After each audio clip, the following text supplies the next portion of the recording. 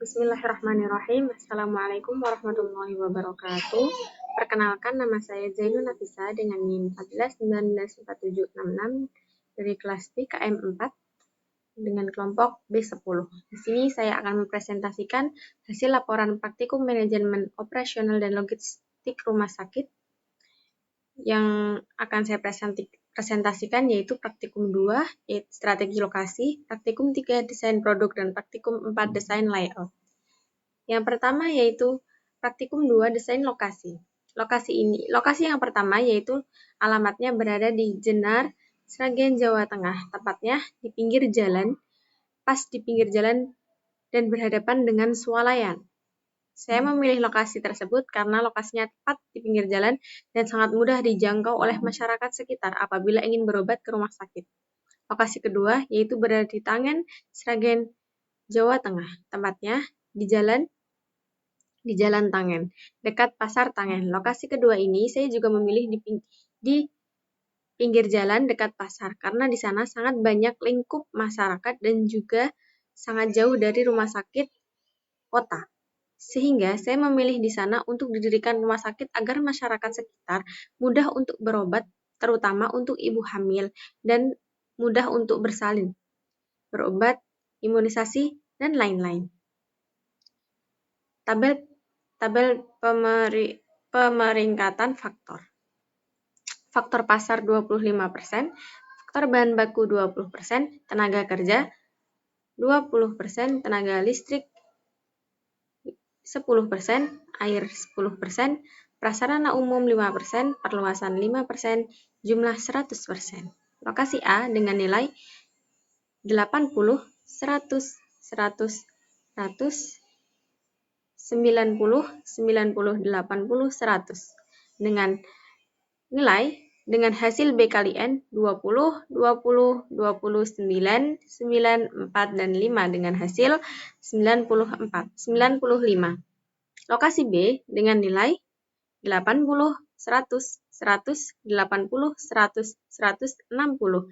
B kali N 20, 20, 20, 12, 10, 5, 5 dengan jumlah 90. Yang selanjutnya yaitu praktikum ketiga desain produk. Gambaran lokasi. Lokasi perencanaan rumah sakit ibu dan anak ini terletak di pinggir jalan raya. Lahan ini merupakan lahan milik masyarakat. Lokasi tersebut tentunya mudah dijangkau, strategis, hingga akan menjadi pendukung untuk rumah sakit yang akan didirikan ini, sesuai dengan faktor strategi lokasi yang telah didapat. Maka diperoleh hasil pengamatan sebagai berikut. Pasar, bahan baku, tenaga kerja, tenaga listrik, air, prasarana umum, perluasan sesuai dengan Permenkes nomor 24 tahun 2016 pasal 7 sampai 13. Selanjutnya, tipe rumah sakit yang didirikan. Rumah sakit ini memiliki tipe B, rumah sakit khusus ibu dan anak. Visi dan misi. Visi menjadikan rumah sakit yang mampu memberikan pelayanan dengan baik untuk masyarakat. Misinya mengadakan pelayanan kesehatan secara utuh, terpadu, dan bermutu, serta menekan tingkat terjadinya infeksi. Yang kedua, mengadakan manajemen serta peningkatan kualitas sumber daya manusia. Yang ketiga, menguasai ilmu dan teknologi dan pengembangan layanan unggulan. Keempat, memberikan perhatian dan respon kritik serta keluhan serta hak bagi pasien dan juga keluarga. Yang kelima, menjadi tempat pelatihan dan pendidikan para tenaga medis dalam upaya peningkatan derajat kesehatan masyarakat. Kegiatan pelayanan kesehatan akan disediakan sesuai dengan Permenkes 3 tahun 2020. SDM yang akan dilibatkan yaitu sesuai dengan Permenkes 3 tahun 2020.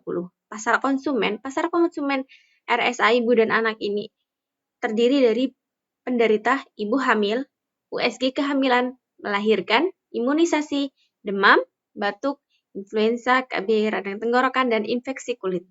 Fasilitas yang akan disediakan, tindakan yang akan didapat oleh konsumen sesuai prosedur yaitu kehamilan.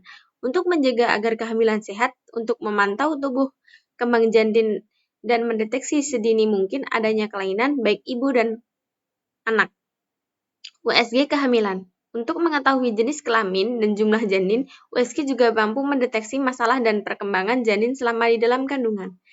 Selanjutnya melahirkan, mengeluarkan janin pada tahap perkembangan saat siap untuk makan dan bernafas. Untuk selanjutnya yaitu imunisasi, untuk membuat seseorang imun dan kebal terhadap suatu penyakit.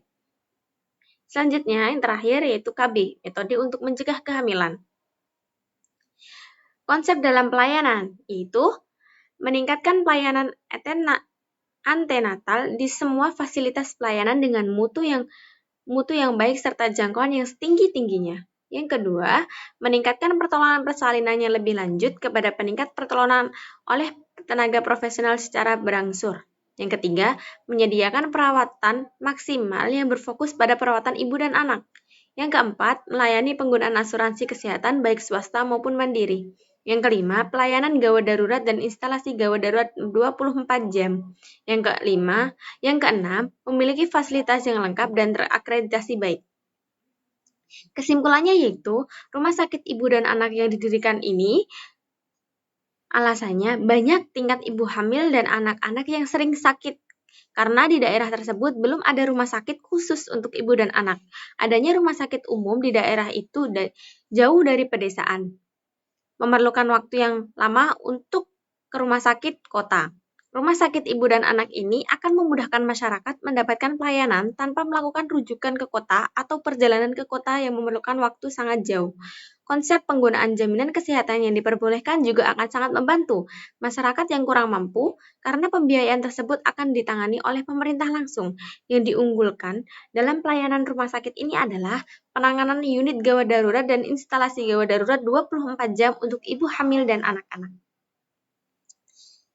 Praktikum ke-6 yaitu desain layout.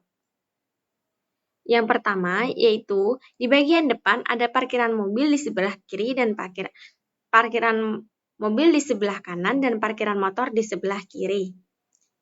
Masuk, di sebelah kanan ada kamar mandi, di sebelah kiri juga ada kamar mandi. Di sebelah kanan, setelah kamar mandi, akan ada apotik, ruang VIP A, laboratorium, setelah itu kamar mandi. Di belakang kamar mandi ada ruang bersalin 2. Di samping itu ada 2 kamar mandi. Setelah itu ada ruang bersalin 1. Di sampingnya ruang sterilisasi alat. Di sampingnya ada ruang cuci. Di sebelah kanan, setelah kamar mandi, setelah parkiran, ada ruang bayi, ruang inkubator bayi. Di sampingnya ada ruang kelas IA. Di belakangnya ada kamar mandi. Di samping kamar mandi ada ruang pulih sadar. Di atasnya, di ruang selanjutnya yaitu ada ruang ganti, ruang steril, dan ruang operasi. Cukup sekian presentasi materi yang dapat saya sampaikan. Kurang lebihnya saya mohon maaf. Assalamualaikum warahmatullahi wabarakatuh.